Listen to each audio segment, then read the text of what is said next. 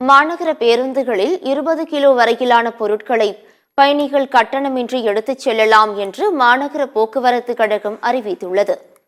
அதன்படி மாநகர போக்குவரத்து கழக பேருந்துகளில் பயணிகள் சொந்த உபயோகத்துக்கு 20 கிலோ எடையிலான பொருட்களை கட்டணம் இல்லாமல் எடுத்து செல்லலாம் என தெரிவிக்கப்பட்டுள்ளது.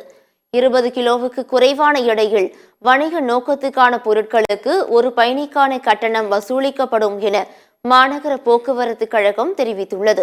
அரசால் தடை செய்யப்பட்ட பொருட்கள், கடத்தல் பொருட்கள், எளிதில் தீப்பற்றக்கூடிய பொருட்களை கொண்டு செல்ல அனுமதிக்க கூடாது என தெரிவிக்கப்பட்டுள்ளது.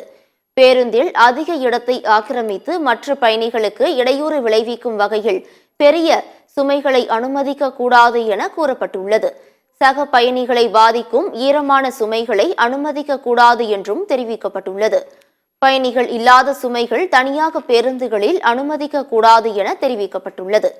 மேலும் செய்தித்தாள்கள் மற்றும் தபால்களை கொண்டு செல்ல முன் அனுமதி பெற வேண்டும் என்றும் மாநகர போக்குவரத்து கழகம் தெரிவித்துள்ளது.